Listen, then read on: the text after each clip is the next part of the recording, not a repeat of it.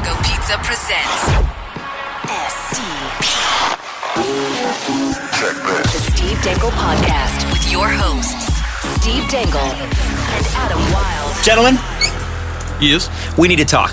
Oh boy, we need to talk. This is the day where we got to talk. Oh god, because except for Steve, I think there's most of us in our lives have experienced this particular situation. Okay. And I say except you, Steve, because you met the love of your life at 18, and that was basically it, right? Oh, stop exaggerating. 19. 19. Okay. Yes. So I was so much older. So I feel like everybody who's dated has gone through a situation where they found someone who was really great.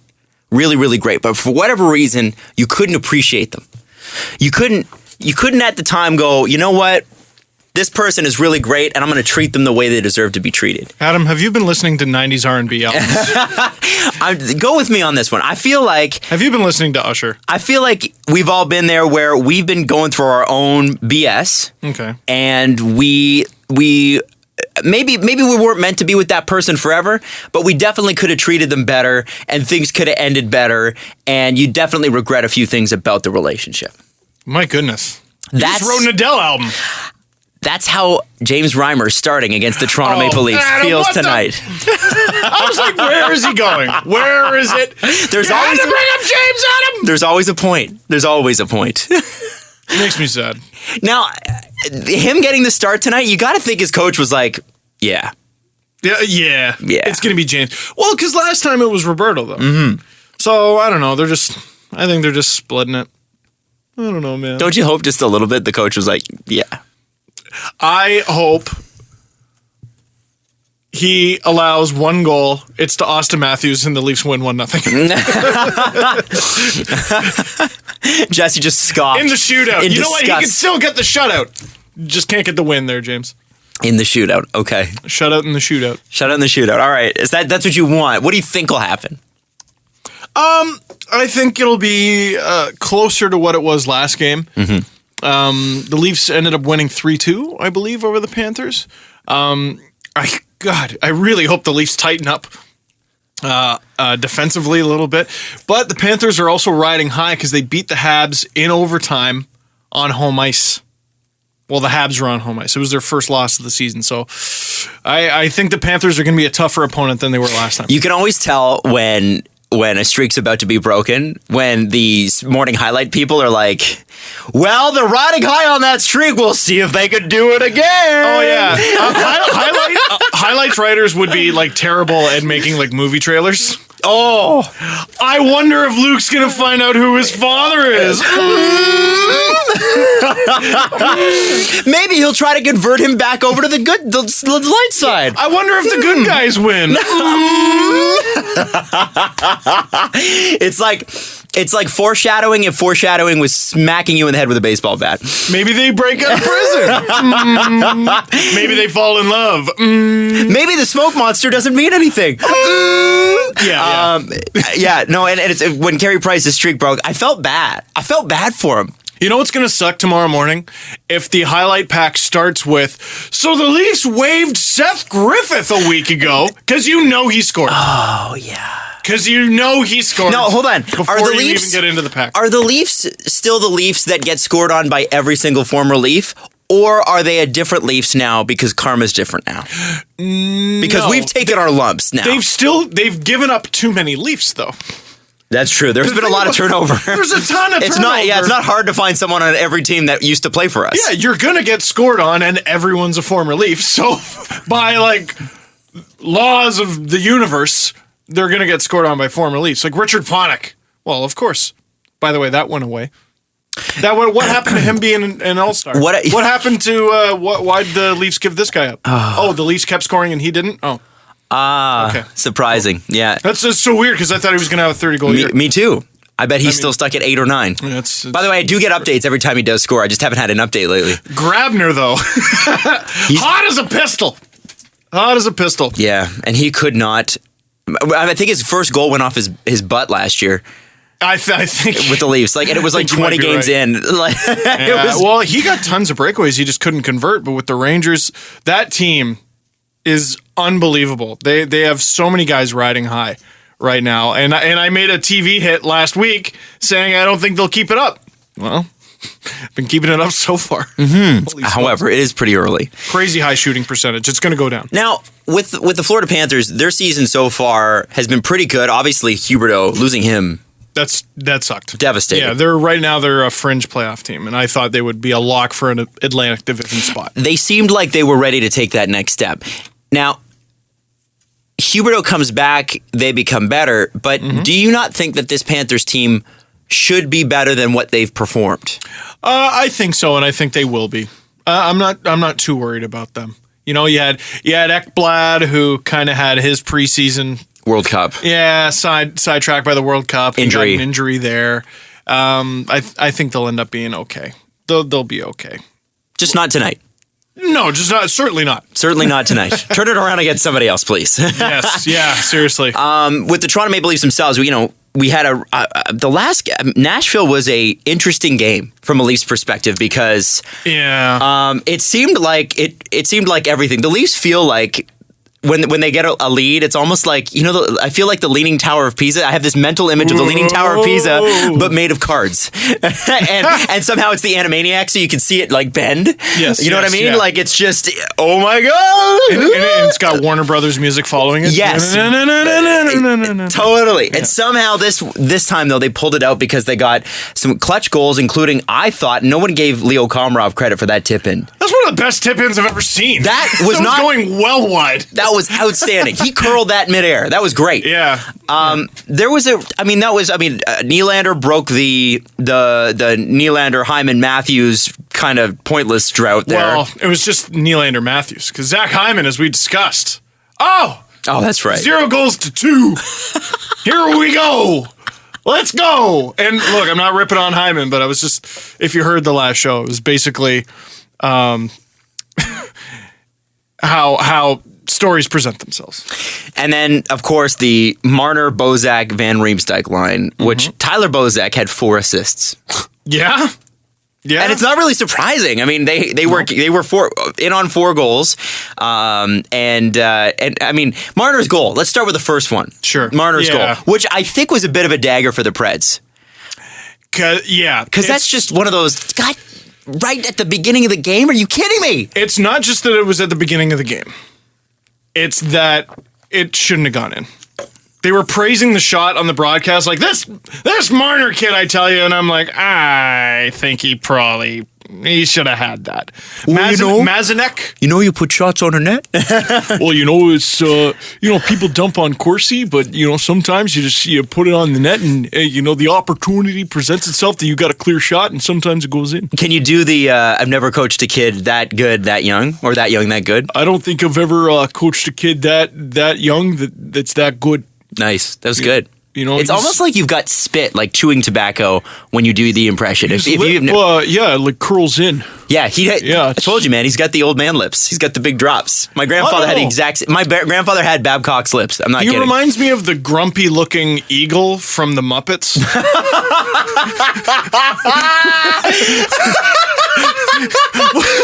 You know who I'm talking about? I think you do. Because you're killing yourself laughing here. Jesse, what did you type in to find it? Grumpy Eagle Muppets? This guy?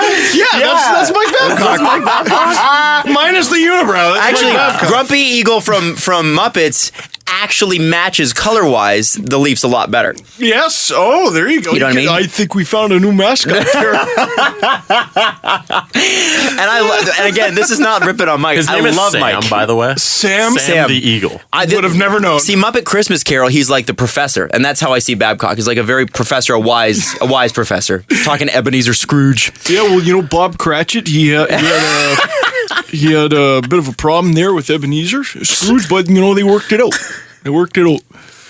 So, I don't remember where we were going before that. Marner's goal at the beginning of the game. Oh yeah, and then and let's be honest, I think the JVR goal from the backhand. If that's Pecorine, I don't think that goes in. Yeah, well, and I've dumped on Rene before. He's actually having a decent season. He just was an all-star and not a great goalie last season. Right. And he's one of these goalies that fluctuates, but he's not the reason the Preds are not looking good. which again, I'm surprised. I I'm thought they shocked. were going to be good. Ryan Johansson. Wow. Yeah, he didn't scare me. No one really scared me. No, you know who scared me? Victor Arvidsson. The guy should have had a hat trick. Yep. If you just look at individual performances, he might have been the best looking player on the ice. And that includes JVR Bozak Marner. God, he looked good. It's easy to look at the score, 6-2, and go, oh, the Leafs killed them. They didn't. Freddie made some good saves, man. Good saves. Is that an example of a goalie stealing a game? I'm not sure. It's definitely him performing well, though. Yeah. He gave him a chance to win. I think a lot of the times when people put that label on it, it's when they make a Brodeur, Waugh, Curtis Joseph type You had no ridiculous business winning. glove save, Hasek type thing. And I think who did it? Carey Price had one in the last game where it was just obnoxious. He came out of nowhere and just was like, oh, against the Leafs? No, was it against the? No, he stole one against the Leafs. I think it was against Florida, but he went post to post and it was one of those those guaranteed goals in NHL 15 and below where you cross it across the ice and bingo, it's a goal. Doesn't matter what level you're at. He was so far over so quickly. He had the Habs crest on it.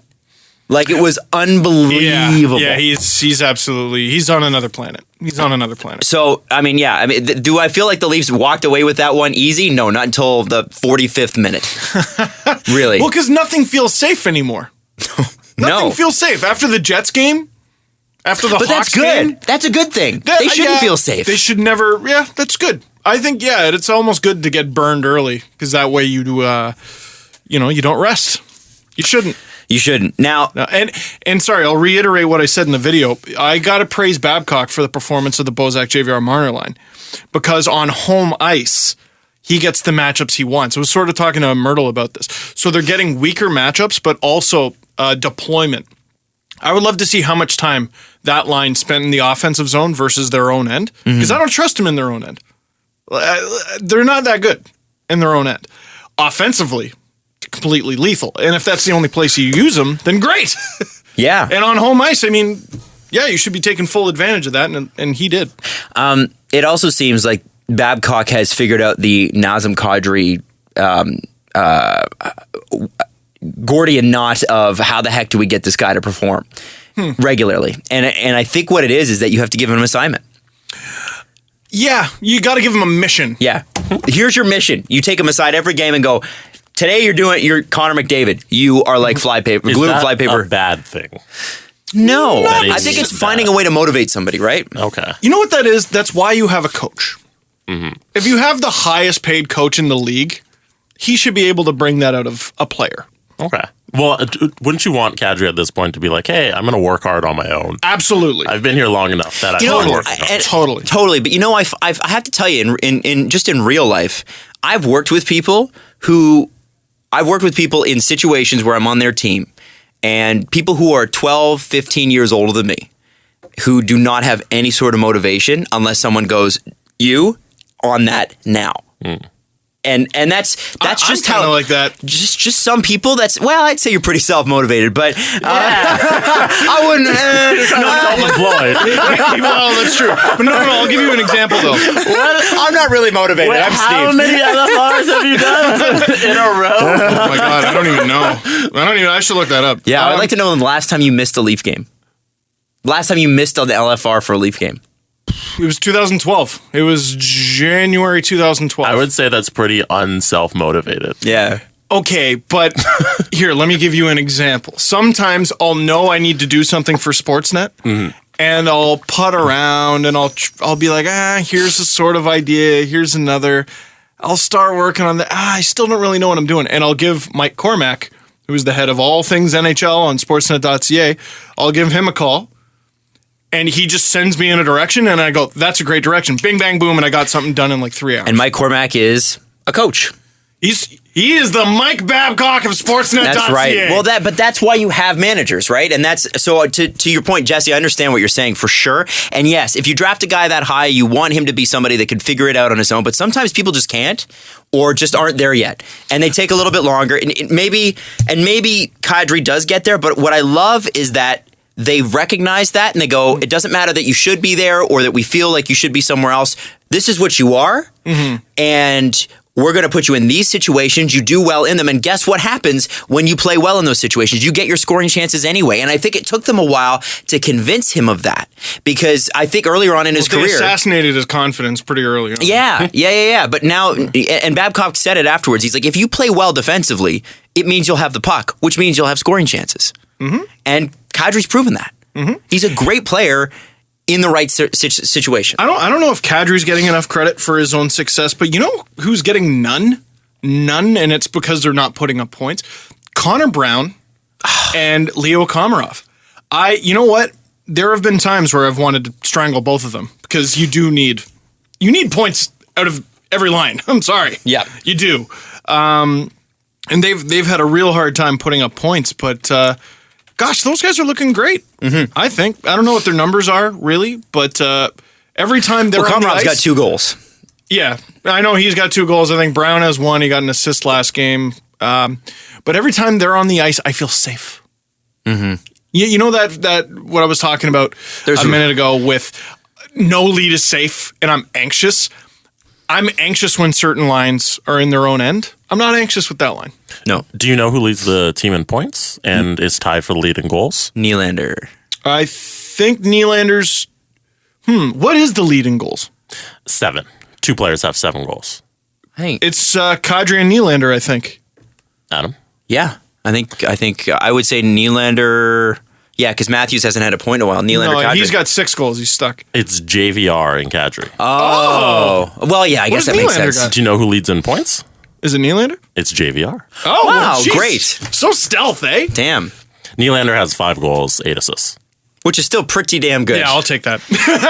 I'll take that. But guys, Patrick Laine has 12 goals. Oh, well. So Austin Matthews is a bust, and so are Marner and Nylander, by the way. Wow. Even though they weren't drafted in the same year, total busts. Yeah. Total busts. I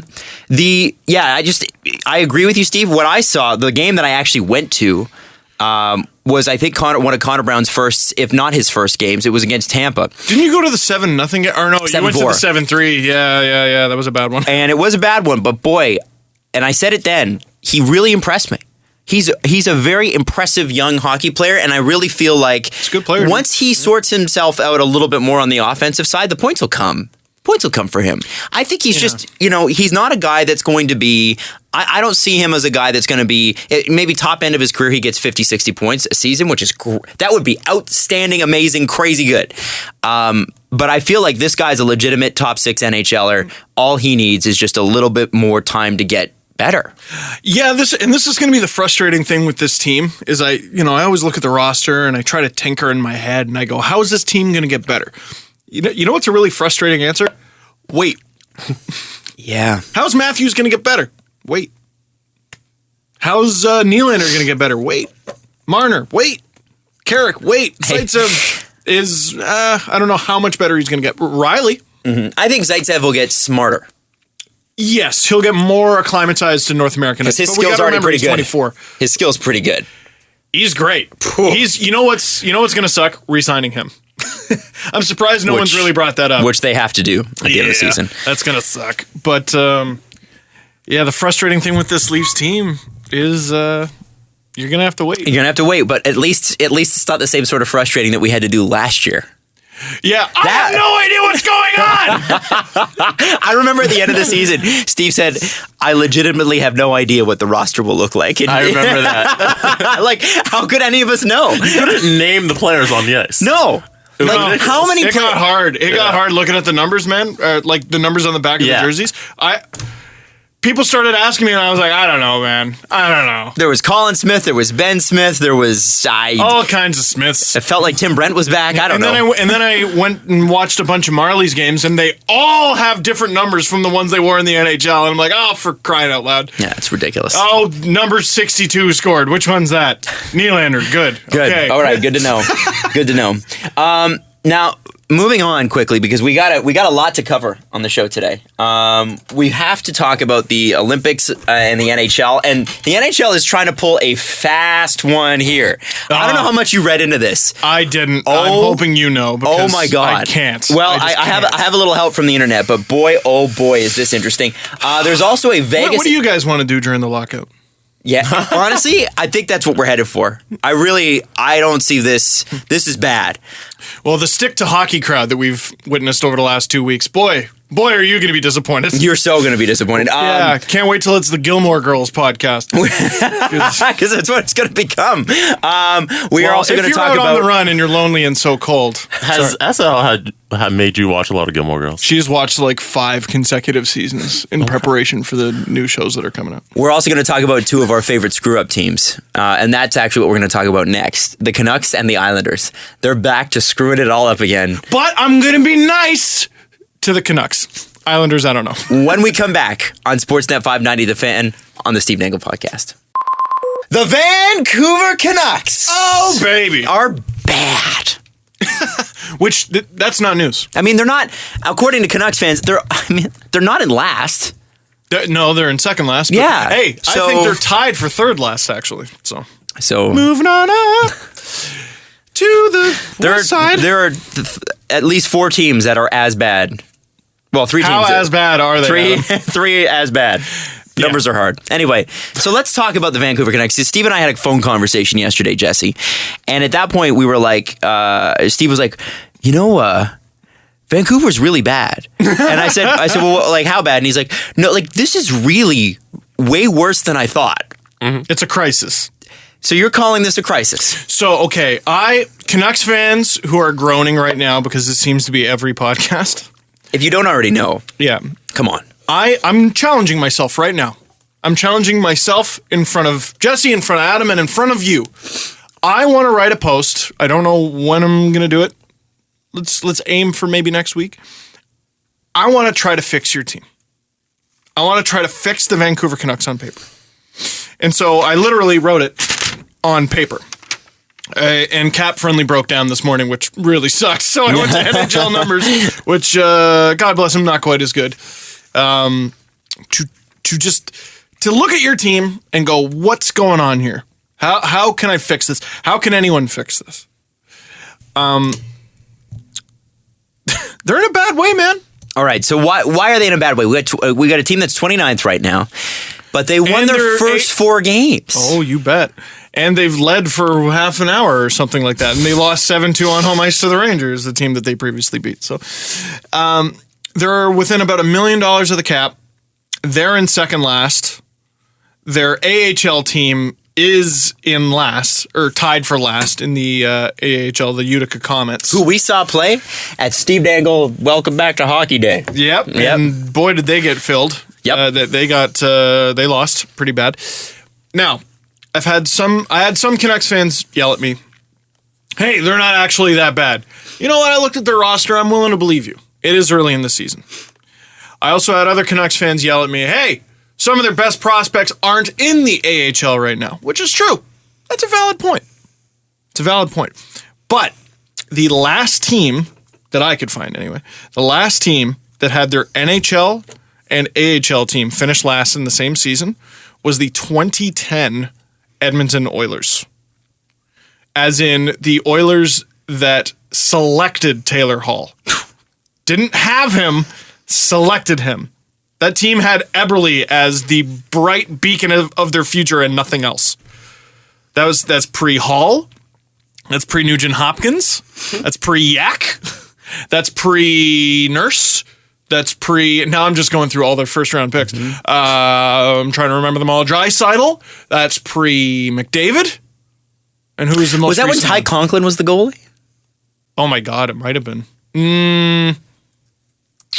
Jesse's looking at That was even. I think that was pre me moving to Calgary. You know what I think that was? That's a while ago. That was this Dubnyk kid is going to be good one day. Or Dubnyk. I always say Dubnyk.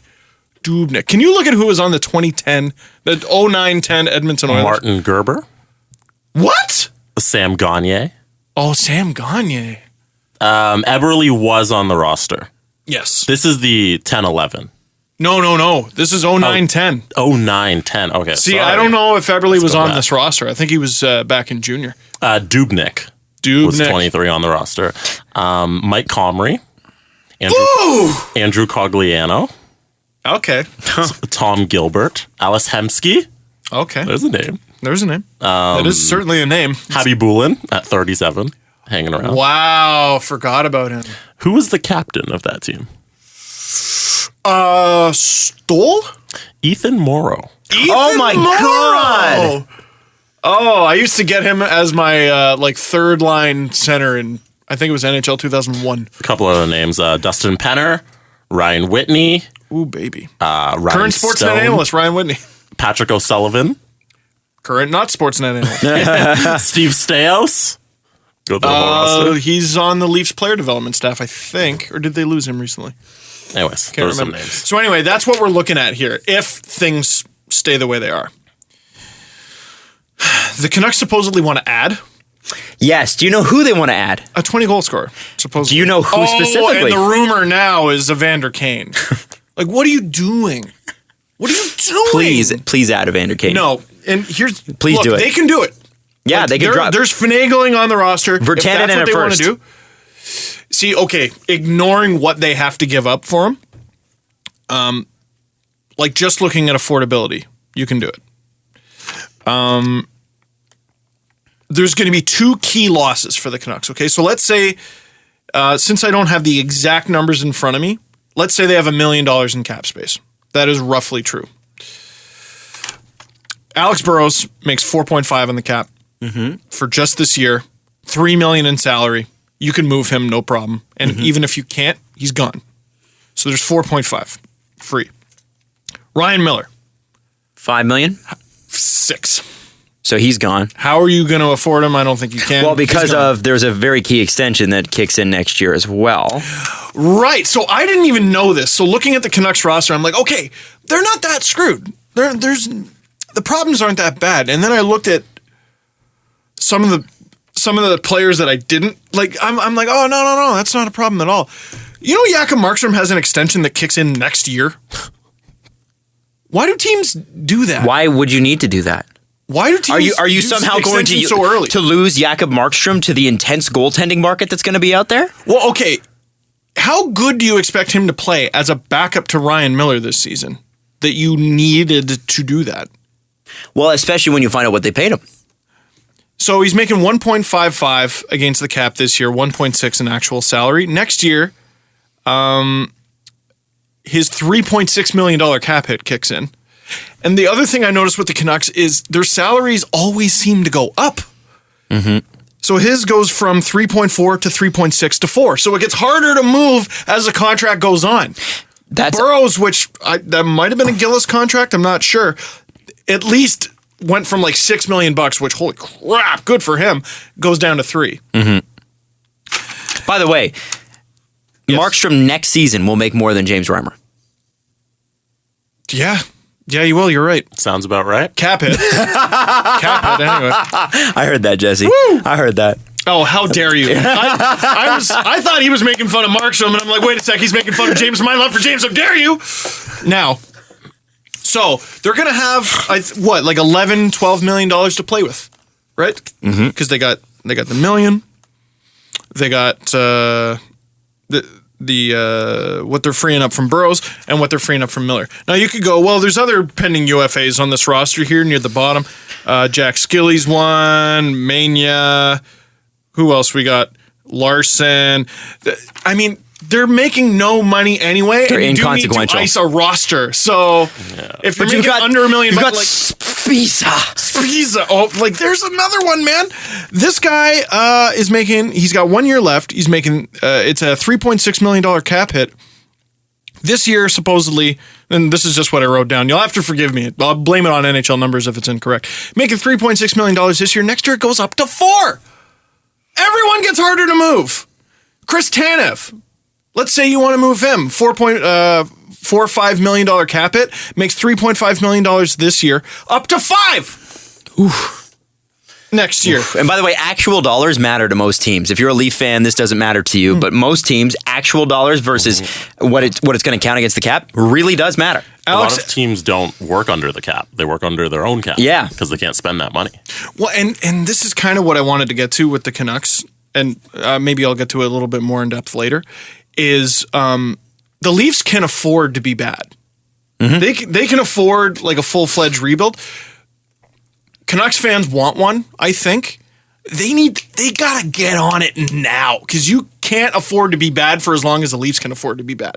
You know what I mean? Well, and you can't afford to be bad and in denial if you're Vancouver. If you're going to be bad and accept it, and then go, boom, Yeah, you let's can't turn tinker. it around. You stop the tinkering. It's done. So anyway, so what's the big deal? We got $11 or $12 million that we can play with next year. Bo Horvat's a restricted free agent. He's only a $1.74 million cap hit. Not for long. Not for long. I think he's going to get a raise. I Brandon think you Gaunce, get, what, Burrow's money? $3 million? $4 million? $3 million would be... That'd be good.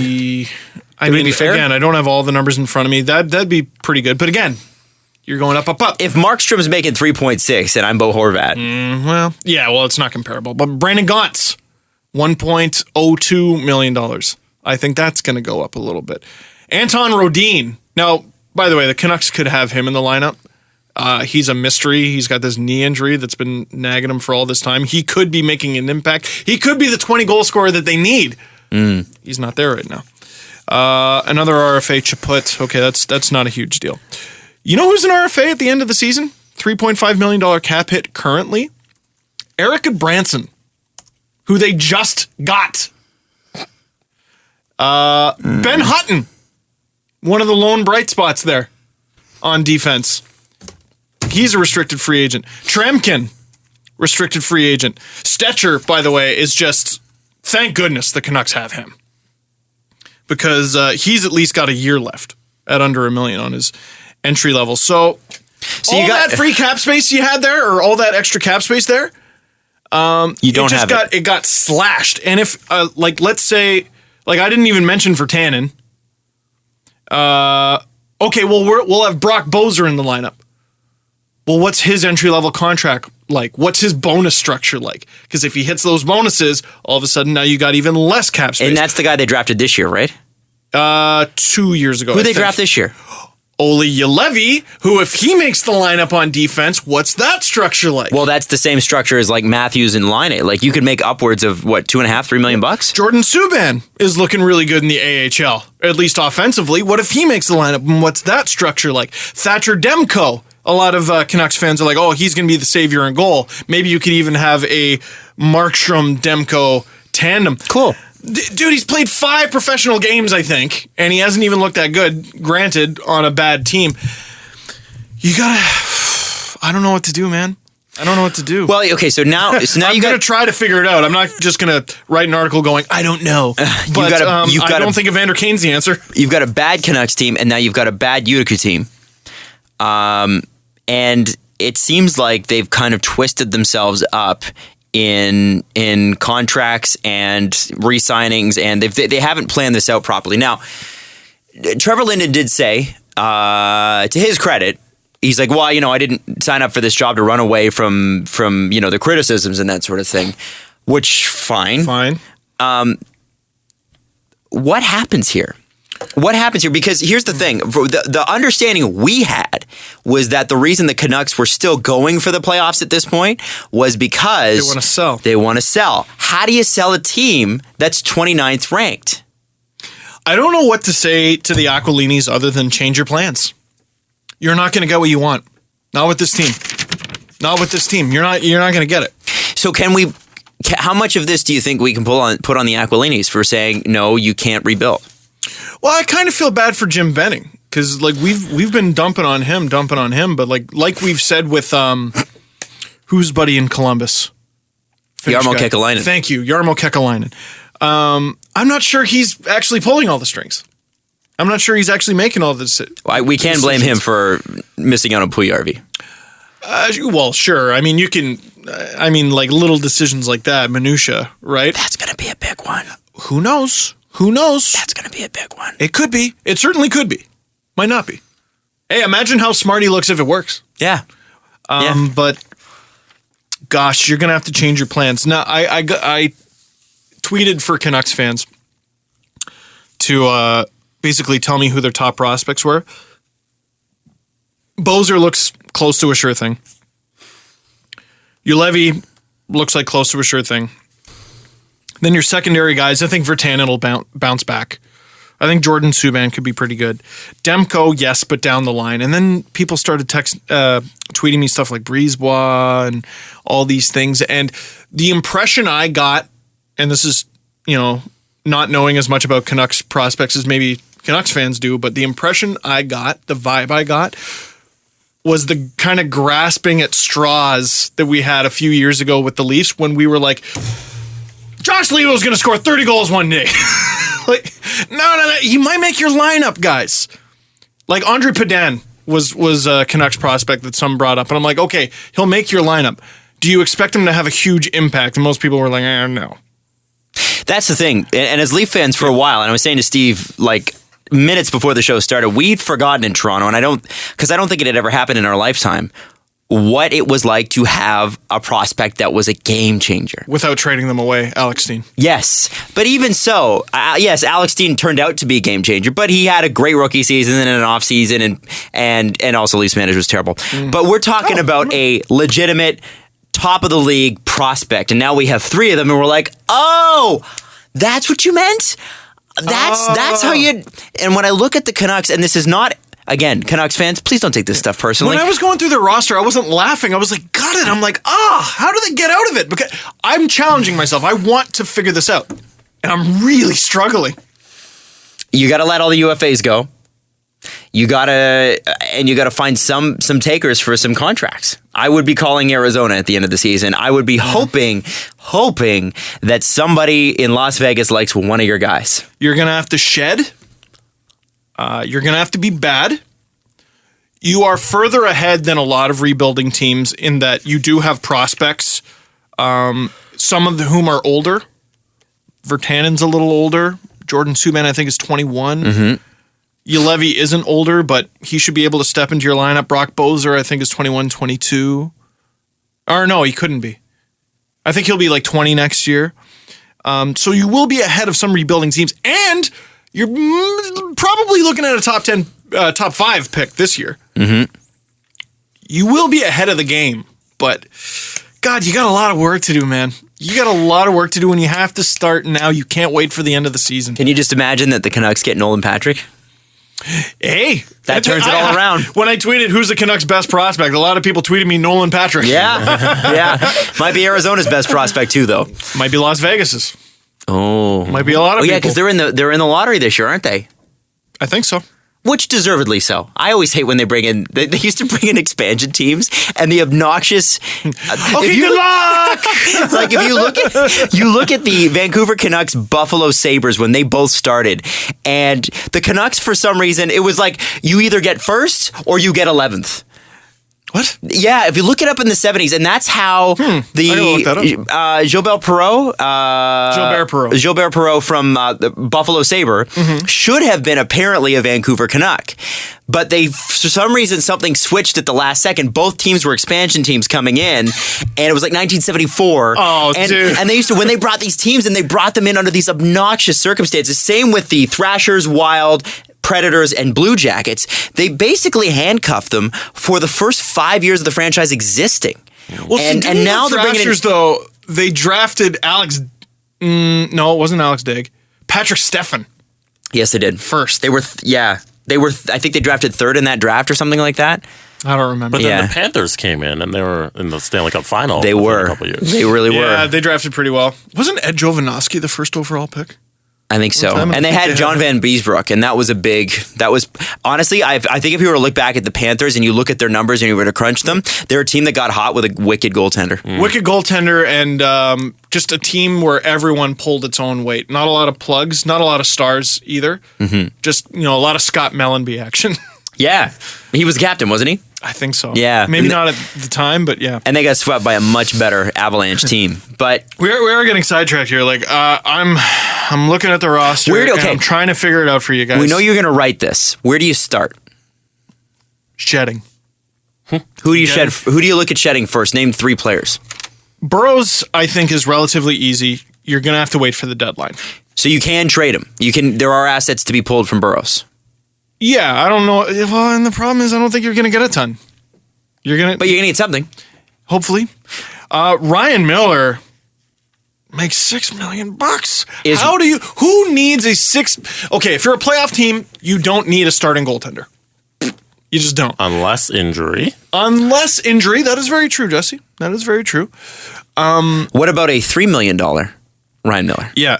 The Canucks are looking at a situation where they're going to have to retain salary on a few guys. Now, the problem there is they can only do 2 per season. Why? Roberto Luongo for the next 5 years after this one. They could have kept him. All they would have had to do was keep him. Could have kept Schneider. Could have kept Schneider. Could have kept Schneider. Could have had either one. Hey, imagine Bo Horvat on the Edmonton Oilers right now. Bless Horvat. No, not Horvat. Sorry, Horvat on the New Jersey Devils. I don't know why I said Edmonton Oilers. Oh, yeah. Bless Horvat, but he's not Schneider. Like, Lou Lamoriello, that was his parting gift. You're welcome, to New Jersey. The New Jersey Devils. Corey Schneider This is my last gift that I give to you. It's not how he sounds at all, but this is my last. It's how he acts. I give you this to Corey Schneider. He'll be good for you. You come to my wedding. I my give you daughter's a Corey wedding. Schneider. Yeah, the Canucks called him. What would you ask me for on the day of the NHL draft? By the way, they would have had more from Edmonton had they just traded him to Edmonton. Yeah. I'd rather get the assets. If you have to trade a guy, get the assets. Plus, you still had Roberto Luongo. You could have had Roberto Luongo had you not had Tortorella as a coach, which is where really this all went wrong. Yeah, I mean, look, the Leafs rebuild was expedited a little bit by getting Matthews. Mm-hmm.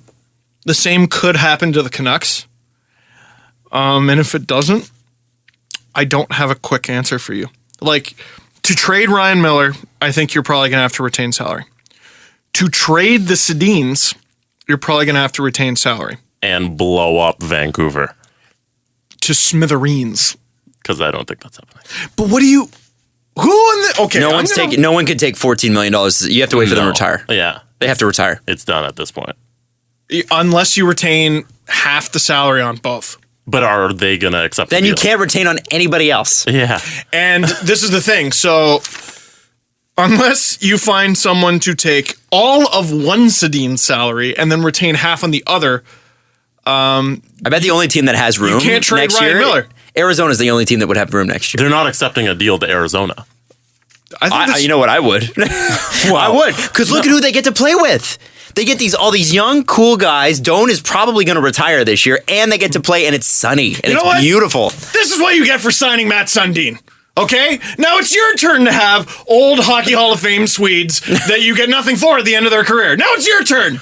They're retiring Canucks. How dare you? You're right. No, I'm kidding. You're right. I'm not dumping on them, but there's an article they that you got made a long there. road back, man. Before we're done on the radio, I want to tell you about the Islanders going back to being the Islanders. For a couple years there, they had us fooled. We thought the Islanders were a functional hockey team. Boy, oh, howdy, are we wrong? They have not been a joke for as long as we've been doing the podcast. Well, We started in 2013. Yeah, you're right. You're right.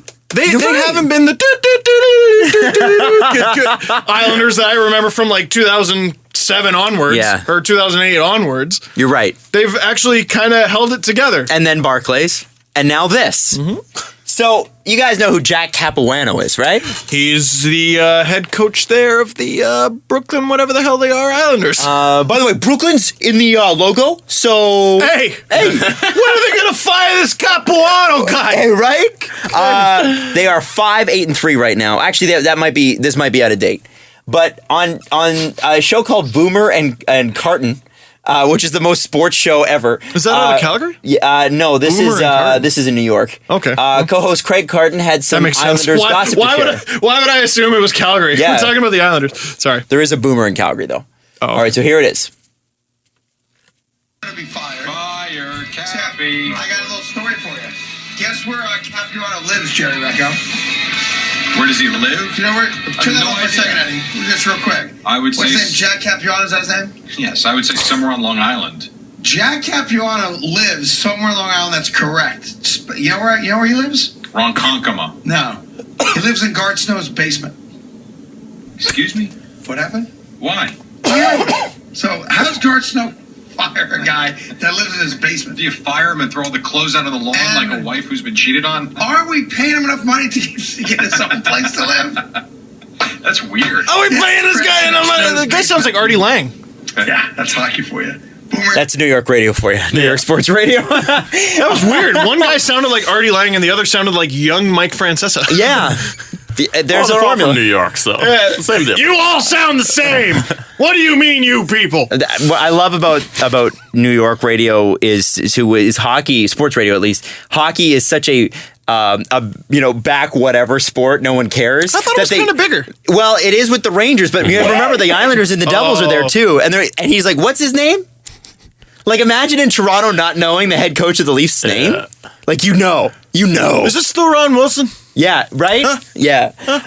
So anyway, it apparently is not, Capuano does not live in Garth Snow's basement. Oh, good. And so where did this come from? Well, here's the thing. I guess Carton's story was updated, and Boomer didn't say anything because apparently Boomer's daughter is dating Matt Martin. So Boomer didn't have much to add, but Boomer probably already knew this. Oh. Carton was sort of right. He lives in Garth Snow's guest house.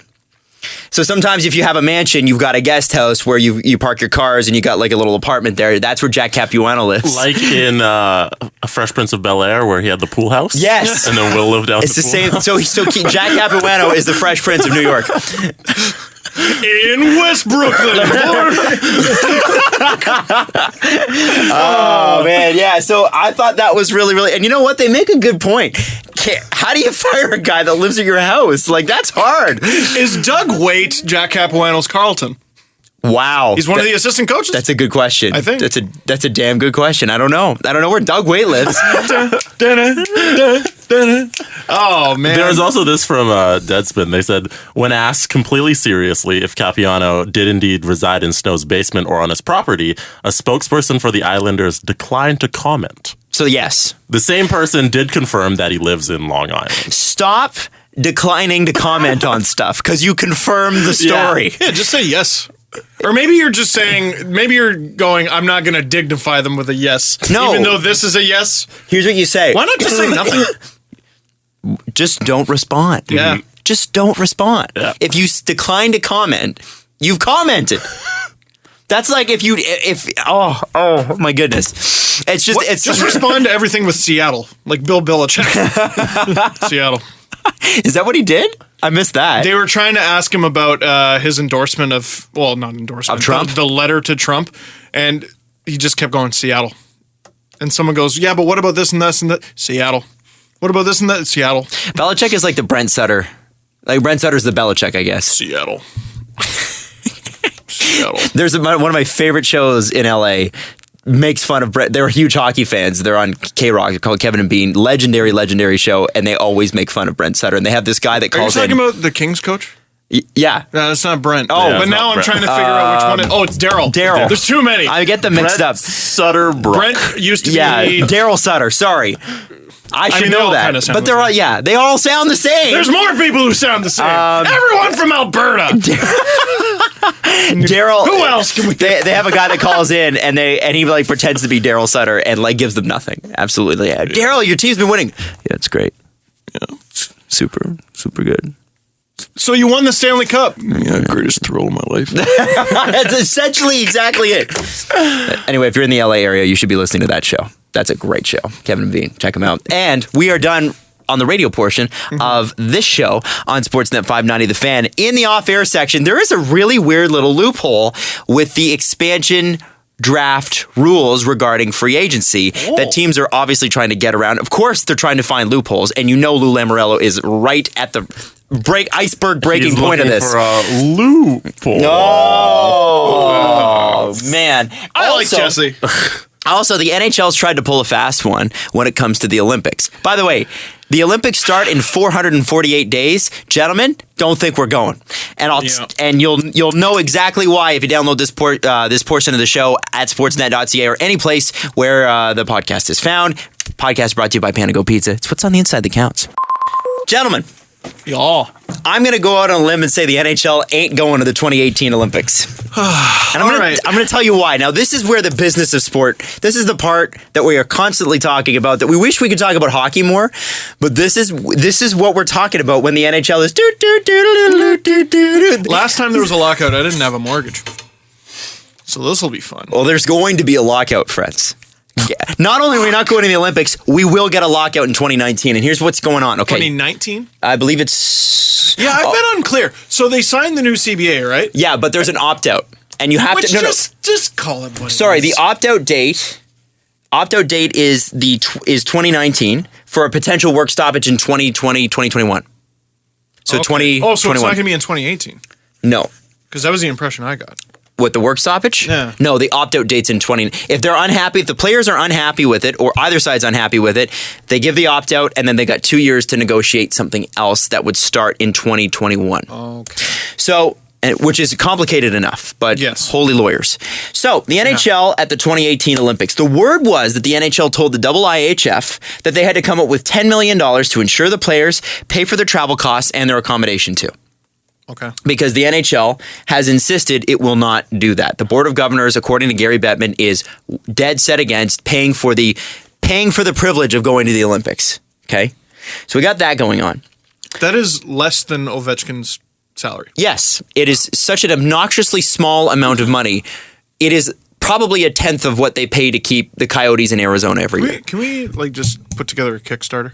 Yeah, right? How much did you make on the Fanatics deal? Where's that money?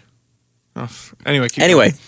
Oh, we've merely scratched the surface, friends. I bet. Now, the IIHF... Am I going to be begging for Coyotes relocation stuff after this? Oh, yeah. Now, the IIHF, there's a lot of crap here, so bear with me, everybody, bouncing balls. IIHF came up with the money. Not an easy thing for the IIHF to do, but they did it. And they said, yeah, you know what? Fine. Now, it's pretty clear to me that the NHL was not expecting the IIHF to agree to this. Because the NHL's response to it is perhaps one of the most interesting this is the most NHL thing to happen since, I think, the last lockout. Because the NHL has come back now and said, oh yeah? Well, we're also not going to the Olympics if the players don't sign a 3-year extension on the CBA. And that goes back to their opt-out date. So that means the players would not be able to opt out of the current CBA until 2022 instead of 2019. The NHL is saying, okay, well, that's nice, you got the money, but the players, yeah, you're gonna have to go with this deal for 3 years longer if you even want to consider going to the NHL. Which one has nothing to do with the other. If your one condition is the IIHF comes up with the money, and they do, follow through on it. But of course, we're not dealing with rational, we're dealing with lawyers. Now, either the NHL or the NHLPA, like I said, can opt out of the CBA by September 15th, 2019 for a potential work stoppage in 2020, 2021. By the way, when we get up to 2020, 2021, we're going to get so tired of saying 2020, 2021. An extension would push that opt-out date to September 15th, 2022. That's a long time. So instead of 2019, 2022. NHL Commissioner Gary Bettman has insisted the league's Board of Governors has no interest in paying for the privilege to participate at the Olympics. I said that. IIHF President Rene Faisal, or Faisal, I don't know how to say his name properly. He said, I'm working very hard. It's not easy. I mean, I expected it to be a little more easy. Still, I'm confident. God bless the man. It seems a bit like dubious maneuvering, and I think this is interesting because Alan Walsh, who is a great follow on Twitter, by the way, if you like the business side of the game, he said this. The agent who recently basically handcuffed the Islanders into trading one of their goalies. And I don't think they will. They haven't yet, so... Alan Walsh tweeted yesterday, he said, interesting, the NHL is attempting to leverage, and he put, or blackmail in brackets, the players' strong desire to play in the Olympics into a CBA extension.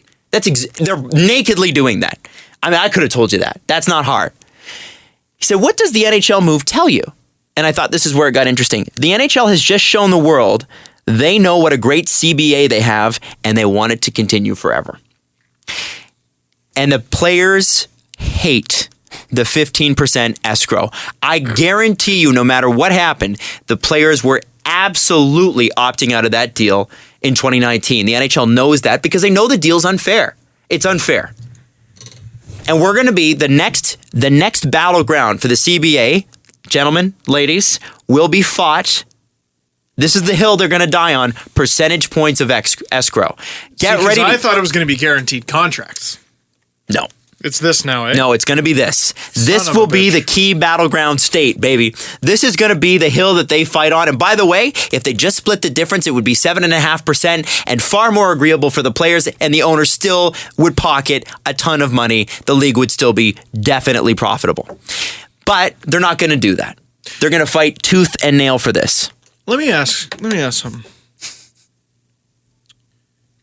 Can you, Jesse? Can you, Adam? Can everyone listening do this again? Can you fucking do this again?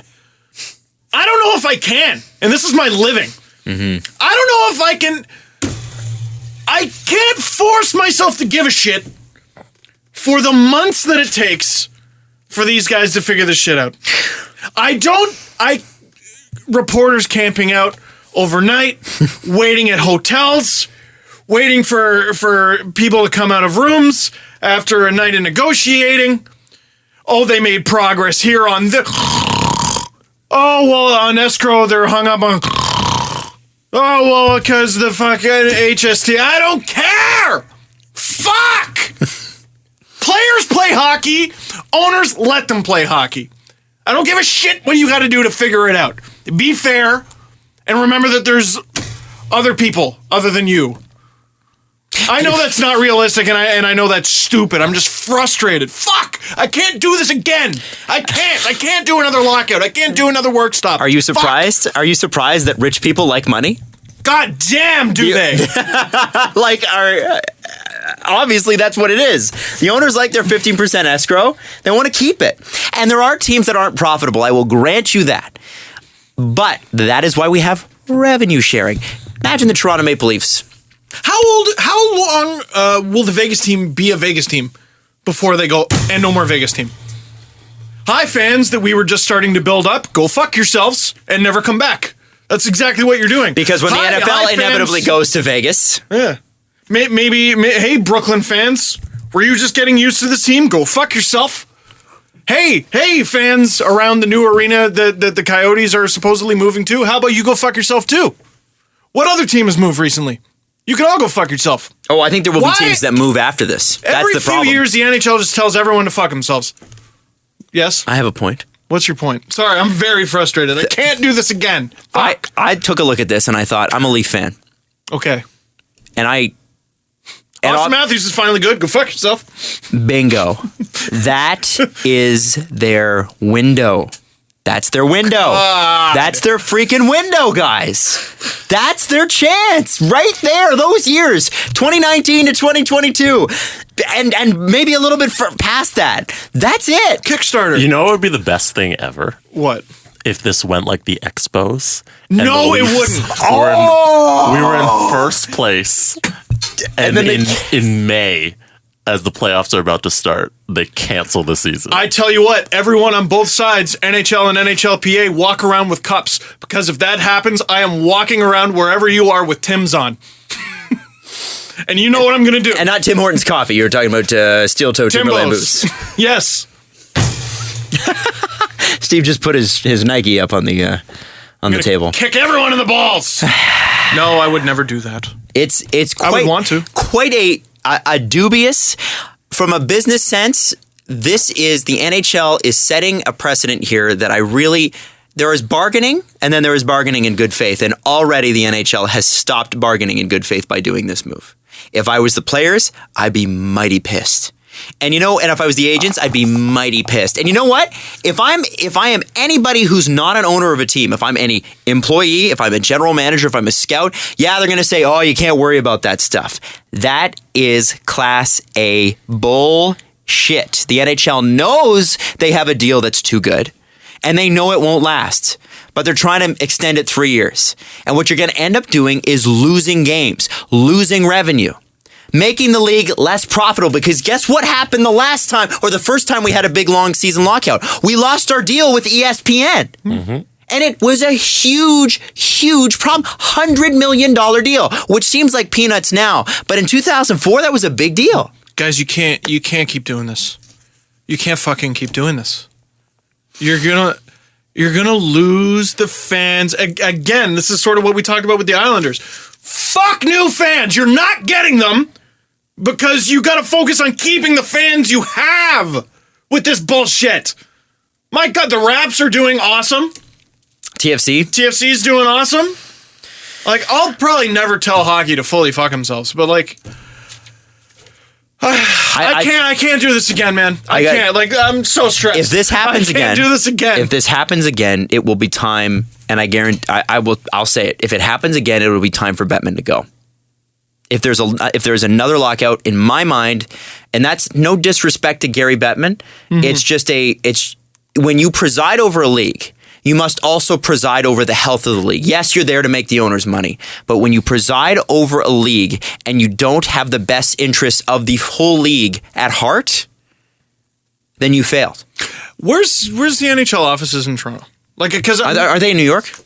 No, there's one in Toronto, one in New York. Yeah, I think Jesse's right. What I would like to arrange is because like I don't condone like burning all your stuff. Sorry, NHL. I'm just planning ahead for when I have nothing to do in a few years. So we have a podcast with a really big reach. Like, let's just go with like a shit ton of garbage bags, and just set aside a period of a few hours. We'll stand there all day, and we'll have garbage bags for fans to just put all their NHL shit in. Not to throw away. We're not going to do that. Maybe we should keep some people warm, and we'll donate it or something. Fuck, I'll walk around Toronto. There's plenty of people. I'll just walk around the city and hand it out. Mm-hmm. I will squarely be on the player's side on this one. Squarely. I'm not going to pick a side. Like, I mean, goddamn hockey. For the love of God. And if you're wondering, the NHL offices are just south of the ACC on 20 Bay Street. Is that kind of where it's near the financial district? Yeah. I think so. There's the street where the ACC is, and then you go like one street less, where that fish place is, that fancy fish restaurant. Harbor 60? Yes, it's like right by there. Cool. So we'll just set up camp there, just the three of us with the world of garbage bags. And do you think we'll be alone? I don't think we'll be alone. No. I think there will be many podcast listeners. And just throws their shit in a bag, and we go and we walk around the street like friggin' Robin Hood, like Santa Claus. Merry Christmas. Here's an old pajama Leafs jersey. Merry Christmas. Here's a Kyle Wellwood jersey that no one wants anymore. Merry Christmas. Here's a 2017 Leafs Centennial Classic jersey that was just bought a couple years ago, and it wasn't good enough for you. Fuck, I can't do this again. I can't just. I will, with all the free time I have, make it my job to make sure the NHL has a shitty time. Fuck. I can't do this again. This podcast will continue. I got a lot of energy. Have you seen my videos? And I will use every little kilojoule of energy towards making your life shit. Can you do CBA reaction videos? No. I have an idea on what we're going to do on the lockout. Because it did make me think, okay, what would we do? What would we do?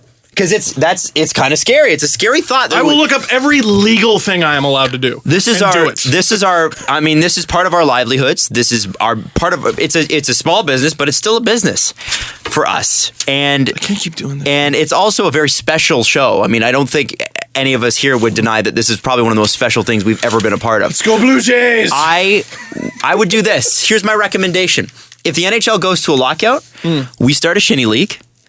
Everybody signs up. Oh, finally get good at hockey? I'm awful at shinny. That's good. That's okay. I guarantee you're better than me. And here's what we do. We finance it ourselves. All of us in it together. You pay it, like, we got to pay for ice time. It's not the cheapest thing, but like say it's $20 a game. I'm gonna have everybody. The most bomb Twitch account. Oh my God! There you go. But we got something. We start our own. No, but we start our own shinny league, and we do the podcast about our own league, and we do reaction videos to our own league. Yeah, you know what though? Come on, how great would that We're be? not going to I get like 20,000 Twitch listeners better. for that. Are we? How do you know? I think. You're right. How do we know? I think we don't try. I think it's freaking brilliant, man. Or every Tuesday and Thursday, we just Twitch stream NHL 20, and we just do that. There you go. Well, it'll be 2022, I think, by the time the NHL lockout 22. actually happens. I Yeah. got energy, guys. I got energy. Well, and we I got Twitch coffee. stream too, Don't but I think fuck we me should on this. because I think it's hilarious if someone sucks at. If you're bad at hockey, that's okay. That's what it would be. I would that's what would be rather fun play about it. virtual hockey. I'm not down with this. You're poo-pooing my idea. Yeah, it's garbage. I think my idea is great. Okay. Burn it. Done. Not working. Wow. And you know what? Like what about the Marlies? What about the American Hockey League? No. Too closely tied to the NHL. I don't want anything to do with anything that might get you guys money. I don't How think about the Furies? Let's stuff the MCC. Hell yeah. Let's stuff it. I would do that. Also, I think That might be owned by MLSE though. I think nothing. No. Fucking You know what? MLSE Rogers, goddammit. though. Nothing would Don't make fuck me on this. nothing would make MLSE more upset than not having hockey. Are you kidding Oh, me? yeah. No, I know, yeah. Like, it's- well, supposedly they wanted. Yeah, you're right. You're right. Now I'm MLSE getting would be heated. like, I'm getting heated. are you kidding me with this shit? Yeah, Are you kidding didn't me? they want to avoid the last lockout? Yeah. Of course, the Leafs would want to avoid any lockout. Yeah, because the Leafs are Cash cow. $1 billion organization. Yeah. Of course they want to avoid that. Anyway, I just think that's interesting. I say we start our own hockey league. I say we do Twitch. We'll be okay, but I think it would be a total blast to see you do LFR on normal people. Wouldn't that be sick? Yeah, just choose a different game every week. Yeah. And we just gather in a hockey rink on a Saturday at it would have to be late because we can't do it on a Saturday morning. That's when all the kids play. I've asked everyone to get me Leaf stuff for Christmas. Should I tell them not to? Should I tell them to stop? You Absolutely need not. more Leafs gear? No, you're right, Jesse. I don't know if I do. I know it's a Oh, neat new stop logo, it. but Stop no, it. I'm so sick of this shit. But- If the NHL was a girlfriend, I would have dumped them years ago. Fuck. Well, same with the Leafs, but you're still with her. You're still with them. Every few years we break up for 6 months to a year. Fuck off. You're the worst girlfriend ever. Wow. All right. You're the worst. So here's another thing. NHL expansion is, of course, complicated. Now, I have to thank my friend Pierre LeBrun for this one because he broke it down, and I'm not Your even friend. Your friend Pierre. My friend P. My boy P. I've never met Brunny. Pierre LeBrun. I hear he's a great guy, though. Steve's told me nothing but great things. So I was happy to drink his champagne. So word on the street is the NHL is trying to combat agreements with Las Vegas. This is stuff I found out without Pierre, but Pierre broke down the other part of this. There's two parts to this, okay? So there's this thing which we would call a handshake agreement, which is we're going to make this deal, but we're not going to tell anybody we're going to make this deal. Wink, wink, nudge, nudge. I'll buy you a beer, and let's not talk about it till April. But the NHL, in its infinite wisdom, not understanding how actual business works, the NHL's like, no, y'all can't do it. So you're going to have to if you want to talk to Vegas and George McPhee because he has experience as an NHL general manager, you're going to have to do it in a trade call. If you're going to agree to a deal, you have to do it in a trade call. You have to do your trade call and do it properly. So no wink, wink, nudge, nudge deals. You have to be upfront about all your business dealings so all 30 other NHL teams know, or 29 other teams know exactly what you're doing. I would love to know how many trades over the last, let's just say 5 years, have been a direct result of tampering. I would say most of them. Tons. Probably most of them. Right? How could you, like, texting and all this shit? People are probably going to payphones like fucking Tony Soprano. Yep. Hey, how about, maybe, Evander Kane. That guy's really into fashion. Personally, I mean, I'm no fashionista myself, but I think you look pretty good in blue and green. That's how Jim Benning talks. The Canucks would be so much better. Should be so much better. All right, so here's the other part of this story, and this is very important. I got to get through these details so we can fully understand, because I'm struggling understanding this. Vegas could take advantage of a 48-hour window before the expansion draft in June to quietly agree to terms on a deal with a pending unrestricted free agent, then wait until July 1st to sign him so as to pluck another player off a team's roster in the expansion draft, because the expansion draft happens before July 1st.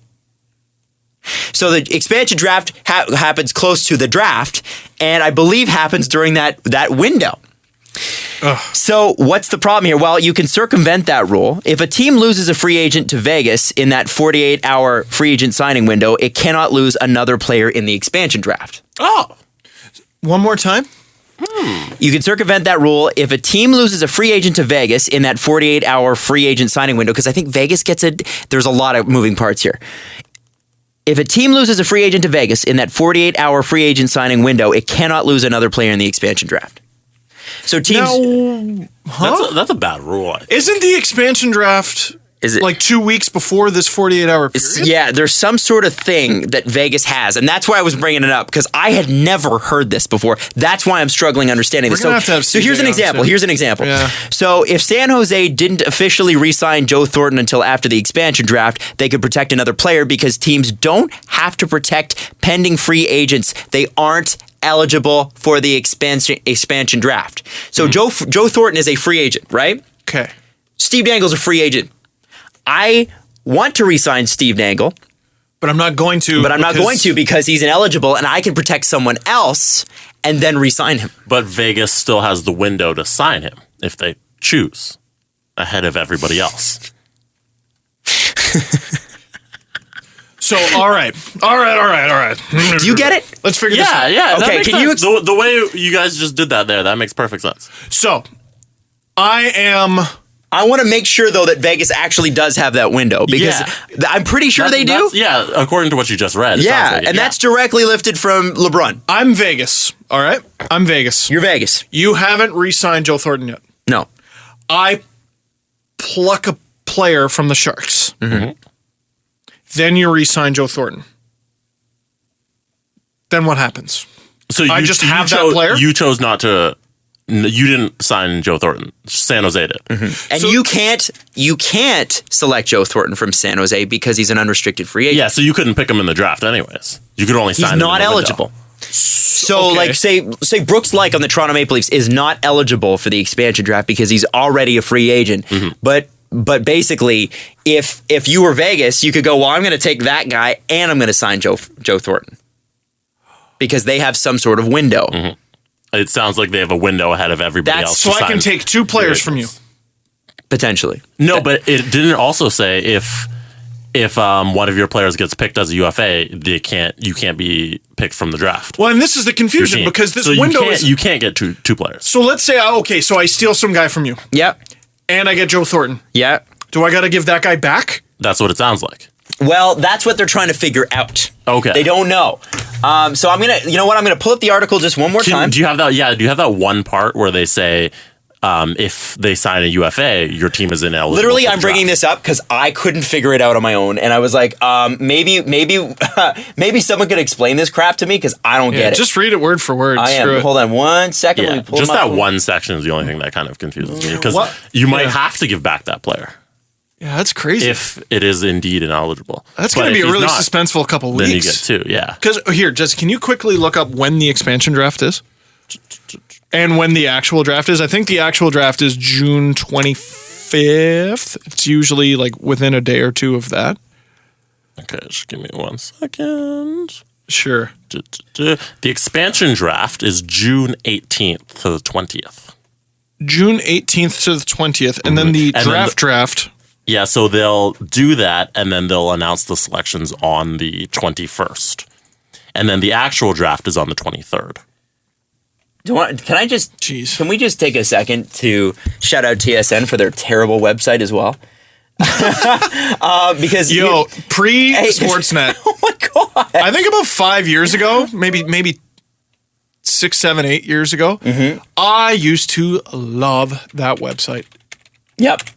Every day I was on that thing. Yep. And then at some point, most organizations just decided to make their website suck ass. Terrible. So I don't know what happened. So here's how their website lays out. I'm not picking on them. They're not alone. But here's how their website lays out because people don't think this stuff through. So on the right side, it'll say columnists, like most websites have, and then it'll say more from the columnists. So then you click more from the columnists. Does it show you more columnists? No, it shows you a bunch of articles and does not say who they're by, what the articles are by, Anyway, so I found it. Okay, so here's the deal: the Las Vegas expansion team and some 30 existing teams are worried about a less than honest agreement circumventing the expansion draft rule. GMs are finding loopholes. Specifically, GMs worry that Vegas could take advantage of the 48-hour window before the expansion draft in June to quietly agree to terms on a deal with a pending unrestricted free agent. Then wait until July 1st to sign him so as to pluck another player off a team's roster. So it sounds like to me, Vegas... Okay, so they'll have the window before the expansion draft. And if they sign a player in that window, then that team becomes ineligible for the expansion So draft. Vegas has first dibs on free agency. Yeah, so, and if they sign Joe Thornton, then San Jose is like, okay, we're good for the expansion draft. You already took a guy from us. So the expansion draft lasts 2 weeks then? No. Well, it's 2 days. 2 days. 48 hours. 48 hours, and then the draft happens. Yeah. So you get free agency first. Were we right in saying, okay, I take a guy from San Jose, and then Vegas signs Joe Thornton, I have to give that guy back? No, Is that true? no, So that's not true. The signing happens before. Like, their window is before the draft. Oh. Do you get it? Wait. So they say, okay, let's say the expansion draft is the 18th. So their window could be the 15th to the 17th. Okay. Right. They could sign Joe Thornton on the 15th. Okay. And then San Jose is like, we're out. good. We're out of the expansion draft. You can't take another player from us on the 18th. See, that actually makes way more sense to me. But teams are worried that they'll be like, okay, you got this 48-hour window to talk to all these free agents. So they could be like, we want somebody from San Jose and Joe Thornton. So, hey, Joe, we're not going to sign you now. We'll sign you July 1st. Wait till July 1st so we can get this player from San Jose on the 18th and then also sign you on the 1st. So that's what it sounds like teams are worried about.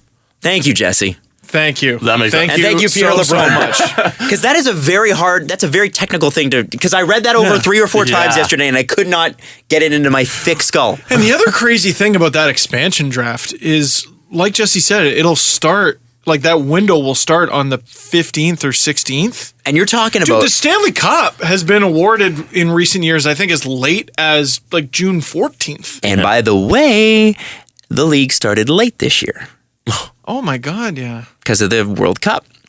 Now, with the playoffs, though, you do have some opportunities to smoosh the schedule a bit, which I think the NHL did Which last will be year, great for remember. injuries. Oh, well, it's already caught up with a bunch of teams. Less the health catch up with people. Yeah, geez, we haven't even talked about Stamkos this episode. out for 4 months. 4 months? Jeez, Gaudreau out for... I was saying to Steve, that Gaudreau thing, if you guys watch the replay, it's just a light tap on his glove. Yeah. I feel like, and Burke came out in the Calgary press a couple days ago criticizing Monahan and Gaudreau and a few of these other guys that signed big contracts in the offseason for saying, he's like, I get it. You're trying to play to what your contract is. No, just play your game. We're paying you for what you've already done. And I totally get and love Berkey, but I feel like Gaudreau, that might have been hanging on a ledge anyway. I feel like there was some sort of hand injury to begin with. Well, it's like what I was saying to Adam. It's a broken finger, right? You don't necessarily have to really whack a finger to break it. Like, okay, take a spoon. Just go to your kitchen Right now. Get out a spoon. Do it right now. Hit yourself in the bicep. You're not going to feel anything. There's meat there. Hit yourself in the forearm. Depending on what part of the forearm, you may or may not feel it because there's not as much meat there. Hit yourself in the finger. There's nothing. There's nothing. And you got a carbon fiber stick. You got a 380-pound NHL player coming down on you with just their body weight. Like, Malkin wasn't even trying to clobber Matt Murray the other day when he did. And it probably freaking hurt. There's not a whole lot of meat on your cheeks. No, there isn't. There's also a couple rumors here, and then we got to get to the press conference. Dougie Hamilton, speaking of Calgary, is only playing about 14 to 16 minutes a night. It's not a lot for a defenseman. It's not. And there are lots of rumors, rumblings, and we've already addressed the Evander Kane stuff, but there are rumors that Dougie Hamilton could be on the block with Jacob Trouba off of it. Now, word on the street is, and Elliot Friedman brought this up in 30 Thoughts, that Detroit could be in because they missed out on Cam Fowler and they missed out on Trouba. They were supposedly really hard on Trouba. And I thought, okay, so then what are you, Detroit? What are you? You know what? You know what they are right now? In the playoffs. Last I checked. This freaking team won't die. They won't go away. I keep thinking they will. If Dougie Hamilton is on that, if They are not currently in the playoffs. Oh, they're not. No, they have. Hey, Steve, you know what Early they in the are? season. They're not in the playoffs. I'm sorry. I'm Early in the season, total jerk. man, I'm being a total jerk. fluctuates. They got 17 points. Boston hold the last wild card spot with 20.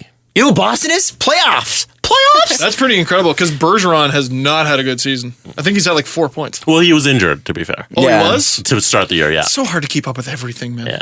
Adam and I were talking about this in the parking garage, like staying 100% up to date on all 30 teams, which is going to soon be 31. so It's hard. hard, man. So if I make a mistake, correct me, and I'm sorry for making that mistake. That's the thing I was saying to Steve. I'm like, so here, for my normal job, what I need to know is a mile wide and an inch deep, right? I got to know the top line stuff. I got to know a little bit of depth, but I can't write 1,500 word articles on anything because you got to know about a bunch of other stuff. This is like you got to go a mile wide and a mile deep And a because foot everybody deep, yeah. everybody bloody expects you to know everything about their team, and it's like unless I am specifically talking about that team, teams change so much and their prospects fluctuate from like season to season. Anthony Mantha has gone from top of the Wings depth chart to person bottom they hate to he's great again. he's great again. Like what? I read an article the other day. I'm like, oh, they like Mantha again. Oh, that's great. It's like, it's hard. It's very, very hard to keep up. So if we do make mistakes, that's probably why. And so Dougie Hamilton, just like Jacob Trouba, is getting traded for JVR. well, I don't think that. But what do the Leafs have that Calgary needs? Depth, I don't prospect, really know. forwards. You know what I was wondering? Scoring forwards is the answer. Oh yeah, scoring forward. Sorry. Scoring forwards. What I was thinking. What do the Leafs need? Well, I'm still on Detroit. I'm wondering Oh. if they could use Jimmy Howard. That's actually a good point. I'm wondering. I don't know. Jimmy Howard and something, right? Because Dougie Hamilton's Yeah. 23. Might have to retain on Jimmy Howard. Imagine, by the way, imagine the trade tree if Dougie Hamilton comes back to Toronto after we traded him. I will not have fun writing that. Every time I Stab in the start one of heart. those- every time I start one of those articles, I'm like, this won't take long, and then I find, who did this 4th round pick turn out to be? Oh shit! and then they traded him for this and that. And, oh god, it's always a huge undertaking. Let's go back for a sec. So we talked about the Leafs. Can we stop trading JVR? Is that just because he got a hat trick last week or last game? No, like, what? How come we're trading him? Why? You know what? That's a good question. I think What for? Here's why people bring him up. Okay. They bring him up because he's tradable. Yes. Got a really good deal on him. It lasts for, I believe, a year and a half more. They might even be 2 more years. I'm not sure. It's a Is Cap real- Friendly still down? Last I checked, I'll check one more time. It's a really good deal. And it's attractive to teams. And JVR is good for 50, 60 points. Still down. Still down. Still down. Great. Good. I know one thing. We should be hate tweeting Cap Friendly for being irresponsible with How their server dare updates. you? No, Oh wow, that's JVR even more down than it was before. Yeah. Oh wow. I don't think you trade JVR now with what you got with Bozak and Marner. Why would you let that go? Just keep going with what you got. Yeah, the argument could be trade while his value is high, but I mean JVR always does this. Mm-hmm. With Bozak, it might be he's never played this great. But we could have said that last year too. He had a good year last year, and the year before he had like a career high in points. Difference there is he's 30, or maybe even 31. But he's just building. Come after him. He's 30. And he's just building his chemistry with Marner. I don't. And again with the Leafs, wait. Mm-hmm. Wait. Stabilizing the defense doesn't even make sense in the long run this year. Yeah, if anybody is going to get traded, I think it's going to be maybe offensive prospects for either immediate or down the line defensive help. Mm-hmm. That's what it's going to be. Don't be It's just surprised gonna be too. waiting. Don't be surprised too, because they're. I mean, we talk about their prospects a lot, and we get tweeted a lot by fans of other teams who are like, "I know more about the Leafs prospects than I know about my own team." Andrew Nielsen. Same. Andrew Nielsen. Yeah, 19. That's a name you got to remember. And then who else? Who do we all like? People. I think the thought is that the Marlies are completely barren when it comes to defense, and I don't think that's fair. Do It's they have not an high end. Do they have an Austin Matthews prospect? I mean, Brendan Leipzig looks real good. No, I mean Austin Matthews on defense. No, Andrew Nielsen, I don't think anyone really projected he'd be this good. Travis Dermott, last I checked, was 5 points in 8 games. He's also a 19-year-old defenseman in the AHL. Like, he is what I would have expected out of Nielsen, and Nielsen has far exceeded that. Mm-hmm. And like Renat Valiev, he could maybe be like a depth guy in the NHL. Justin Hall, I would be shocked to see him with the Leafs. And the funny thing is, like, are the Leafs ever going to have to dip into the Marlies for defense this season? I don't think so. They have 8 guys. They don't even use one of them. Well, and I think that's the point. I mean, I think that was the point in signing Polak, is so they wouldn't have to dip into those guys. And listen, I'm still struggling to fully hate that signing. To fully hate the Polak signing? You don't fully hate it? Oh, I was going to stop you from hating it. He's a warm body. Yeah, he is. And I get it. Yeah, and he is reliably him. I'm not saying he's reliable, but he's reliably him. I don't think he's the worst defenseman this team's got. He's not. He's definitely not. Good for him. But with the Leafs, Corrado's problem. With the Leafs, okay, so let's say, they're however they finish this year, I still think the Leafs will probably end up with a top 10 pick. Okay, so you get maybe you always select the best player available, but remember that there's free agents next year, and remember Shattenkirk is a name that will come up, and the Leafs have a ton of room next season. It's not, and I don't think you have to pay him an obnoxious amount of money to come over. We need basically one guy and then a couple of young guys in the 5-6 spot. I think the upcoming answers with the Leafs are going to be super boring ones. Like, you retain salary on Milan Michalek and trade him to someone for like a third. Yeah, it's not. And maybe it's somebody not wants a totally sexy answer. A Brooks like Colin Greening salary on him. You're not going to. I don't think you're going to get rid of Colin Greening or Brooks like this year. I think they're going to stay where they are. And yeah, well, and you knew that. You knew that if you're able to turn those guys into something, then the Phaneuf trade looks even better. The whole reason you had to take them was as a cap dump in the Phaneuf trade. By the way, did we ever figure out what happened with the whole Jared Cowan hearing? It hasn't happened yet. Still? And that's why they're leaving the roster spaces open. I think that was part of the Griffiths thing, is because I think that, what do they have? 48 contracts? I don't even know. Can't check. Anyway. That sucks. Let's do the press conference, boys, because we're running out of time here. The presser. I forgot you were going to put it in. Die Fools writes on our Reddit page. Jesus. Wow, do you hate us that much? Or is that just his username? His username. Oh, I thought that was a question. All right, I'm sorry. The Canucks are good. The answer is no. Has Seth Griffith already replaced Steve as James Reimer's best friend? Oh! Die Fools. That is a hell of a question. Wow. I think Adam can answer this one. I think the answer is yes, and they totally run shell and went to dinner last night too. Listen, just because we have the same initials doesn't mean he has replaced James. That's actually true. I didn't even think about that. It is, isn't it? Yeah, you wouldn't think about that. Because you're not as good of a friend to me as James is. How dare you? So you're saying he just gave the SG friendship bracelet just to Griffith over there? Yeah, like Joe Biden and Obama. Yeah. we made those. My favorite picture of all the Biden memes, by the way, is the one where he's holding the football. Oh, I love that. I like the one where he's showing the girl his laptop. And he's like, "This is where we went ziplining." Michelle said it was terrifying. There's another one with that picture, but it's like, so I set traps here. Yeah. My favorite one is there's a picture of the two of them together in one of those pictures that you've seen, and it says Biden, funny relatable suggestion about White House. Obama, voice of reason. Biden, uncharacteristically sassy response. Oh, fuck off. We're trying to have fun. We're trying to have fun. It's funny. But that's the joke. Don't lay it out for me. It's funny because he's not sassy. Yeah, man. Here's all you question. gotta do, man. Fuck you. I'm having a good time. Don't be one Bob of those Ross, people. 93, writes. Bob Ross. Your name's Rule, by the way. Yeah. Thank you for these great names. Better Reddit names. Jesse hates it, of course. Jesse's the guy who made that meme you just showed me. I hated that meme. Don't put that on me. I like the memes that are actually We need memes. to have a segment called What Does Jesse Hate Today? I saw a video of a polar bear stroking a dog, That was and it's my favorite thing I've seen all day. yesterday. No, I just want to give you an idea. You could write for hours a script or a thing that you think that's going to entertain Jesse, a joke, whatever it is, and he'll just kind of shrug at you.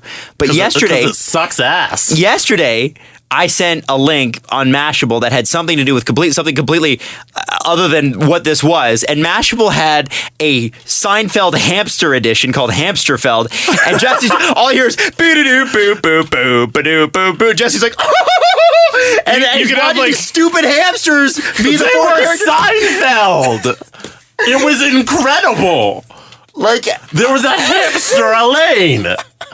That's genius. and a hamster Kramer and his hair is all standing out on end. And they walked through the door and they did all the stuff. That's what Jesse finds hamster entertaining. Seinfeld house. Are you not entertained? Sorry, everyone working on the next Shawshank Redemption. Jesse's got hamsters to laugh at. Is Shawshank done with hamsters? I mean, that'd be cool. Andy, what were the Andy Hamster was? Forget how Morgan Freeman does that, but I can't do I Morgan like the Freeman. attempt. Andy Dufresne. Yeah, Andy Hamfrain, It will work on it. Hamstain. Well, Hamshank Redemption. Oh We'll figure it out. man! By the way, if anybody has hamsters, I expect a Hamshank Redemption video. It's your moral duty to the rest of us. I want it posted. We will promote the hell out of it. I promise you. Oh my god. So go ahead. I Or will- guinea pigs. Guinea pigs I will count. kickstart that movie. Goodwill Hamster. Oh, we should call Levi Maestro up. See how he's doing. It's a movie with entirely hamsters. No, it's a hamster movie without hamsters. It's a hamster movie without hamsters. Show how devoted you are to art. We call it Just the Wheel. It's just a wheel spinning and spinning, and you wonder when it's going to stop. If you put $150 toward this, we will give you the water dropper thing. And some put wood a- chips. we will give you a lifetime supply of pellets. Oh. So Bob Ross 93 writes. Bob Ross. Oh, 93. right, there's a question. This is Iggy's final year in his contract with Colorado, and he'll be 40 soon.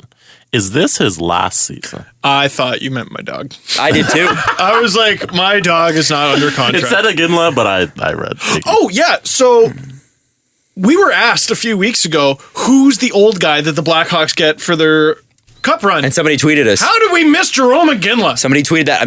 I forget your name. Forgive me for that. But yeah, Jerome McGinley. Are they dying for wingers? There you go.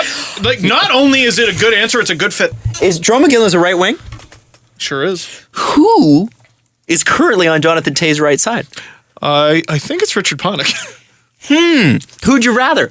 Just throwing that out The there. answer is Panik, sir. Riding the wave. Riding the Ponic wave. Ride that wave. All right. Ride that wave. You would have a line with two guys who have scored goals in Olympic gold medal games. Because I remember Iginla in Salt Lake, and obviously Taves scored the first goal for Canada in 2010. I don't remember how to long divide. That's okay. Second last question. Jake _3429 with an appropriate username. Yake. He writes, if you had a son grow up to be a priest, would you call him father?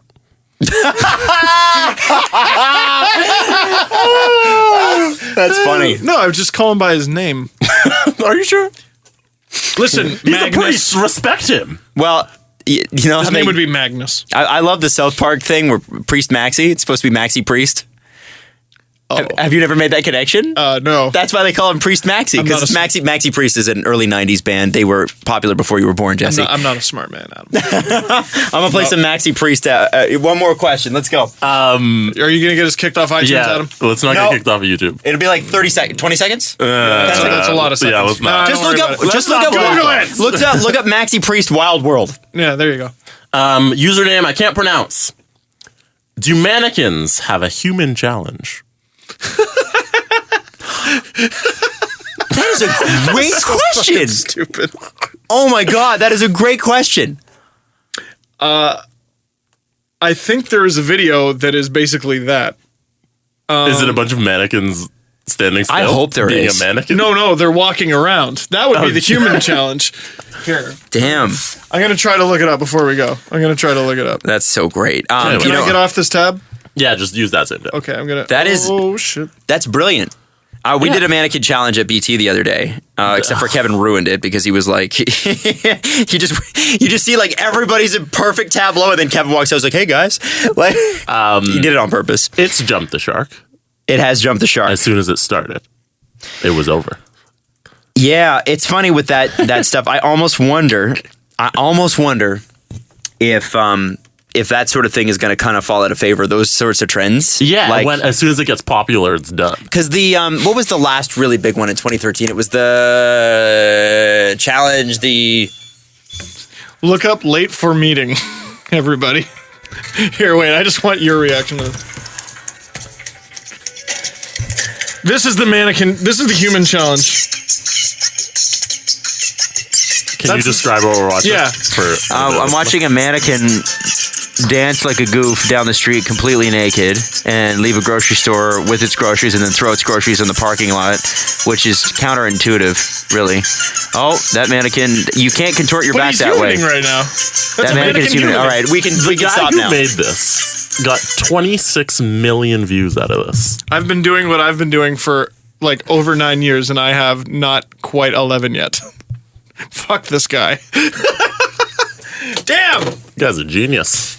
Sometimes Anyway, I feel what was the big one that really kind of kicked it off? Like there was where everybody would be Running like Man super challenge? quiet and then it went like you'd explode. It was like the Harlem Shake. Harlem Shake. Yeah. And Yeah. do the Harlem. That lasted too long, so Yeah. it's made every one of them since go, oh, fuck, how long is this going to last? I know. Now every challenge lasts 2 seconds. Yeah, because the Harlem Shake was like, oh, okay, it was great. It was some of them I were like great. the water bottle one because that was creative. At least. And what's the one with the dance? The Running Man challenge. That's the Running Man. Was that the challenge. Running Man challenge? Yeah.